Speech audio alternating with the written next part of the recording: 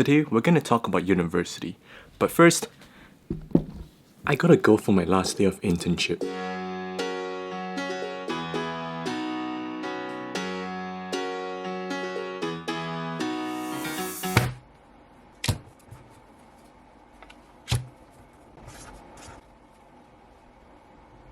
Now, I'm going to split this video into two parts. The first is figuring out what the application process is actually like, and the second is figuring out what to put in the choices for university.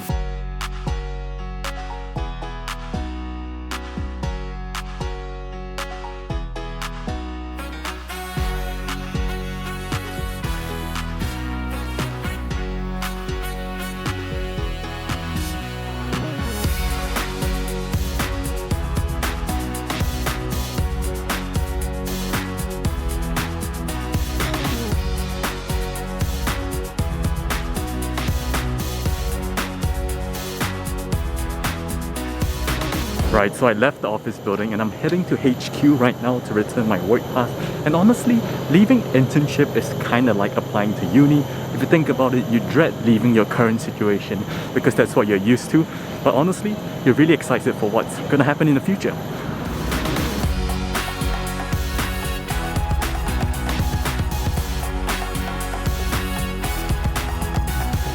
So I think let's get serious as I'm kneeling in a spot full of ants.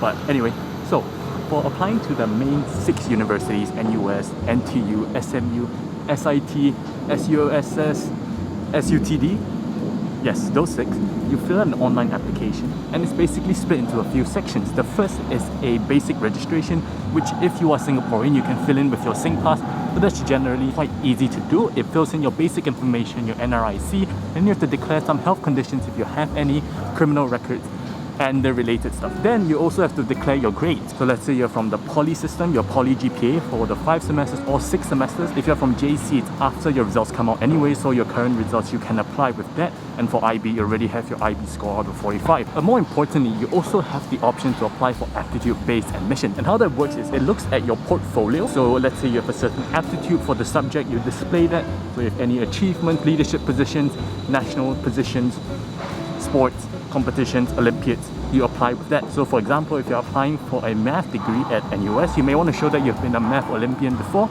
and that may help with your application. Now typically you fill in your achievements, so you're given up to about 3, and then you're also required to fill in an essay. So that's typically describing your aptitude for the course. Why do you think you're suitable? Why do you think they should take you? What makes you stand out? What makes you fit for the school? Also, they may ask you to write a referral, so your teacher's email, you put it in and the teacher may have to be contacted to write you a referral online system. It's pretty straightforward. I strongly advise that everyone apply via Aptitude because generally the way that I understand the system is that they first look at your grades. If your grades don't meet the cut, they look at your portfolio, and if your portfolio is good, it's like a backup plan. So typically you're still under the standard scheme which only looks at your grades, but Aptitude kicks in. So it's a just in case, but also you have to balance that with the fact and the realities of do you have a good enough portfolio.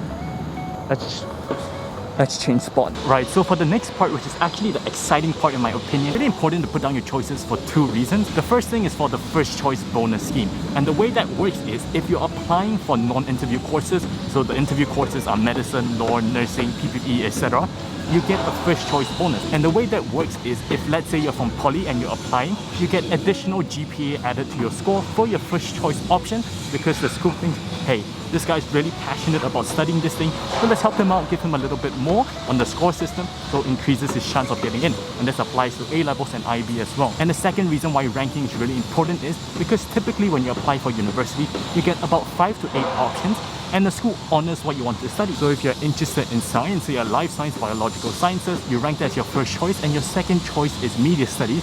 The school will honor that you put biological science first. They'll assess your application based on the order and ranking that you give. So it's really important to rank what you want to study first and then follow on from there.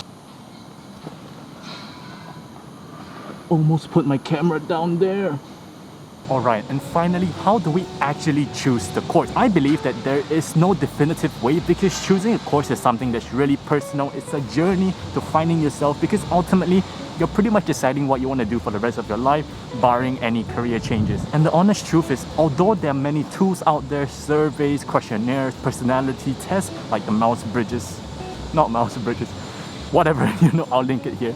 There are many tests and they're all just tools to unravel what's inside. It does not create a passion, does not create a hobby for you. And what really helps in that process is the introduction of many common curriculums. So for example, just using NUS as a case example, you have the new College of Humanities and Science. As we know, they combine the two schools together, or three schools.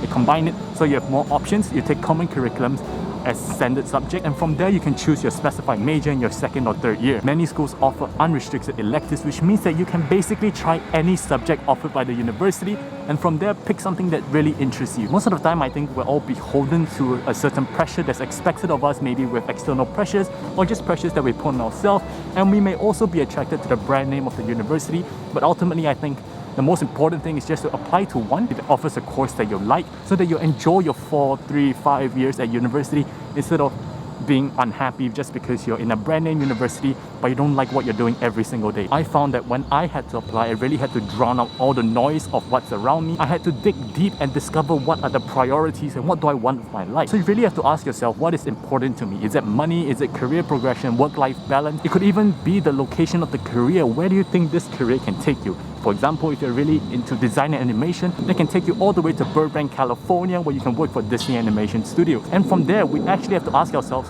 what are our passions? Now, I know passion is a really subjective thing. A lot of people say follow your passion, some people say don't. But I think the way passions work is you discover what you like through your passions, and then you drown it with a sense of reality. What is possible for me? What could provide me with happiness? I think once we find our middle ground, and so a Venn diagram between what our realism, passions are, and what is possible, so in terms of our career priority, we'll find that it meets in the middle and you can start choosing. I created a little guide on my website, so if you want, you can check it out. I'll link it around maybe in the description. It's a simple guide that may help you work through what you want. It operates around the Venn diagram system, so I think that may be helpful. But ultimately, despite all of these guides, I really do not think that it's shameful or embarrassing or you're behind anyone if you don't figure out what you want at this point in your life. Because ultimately, if you think about it, the longer you take to discover what you like, the sweeter it's going to be when you finally discover it. Just look at how dangerous this is. I'm running really late. Yeah, I gotta go.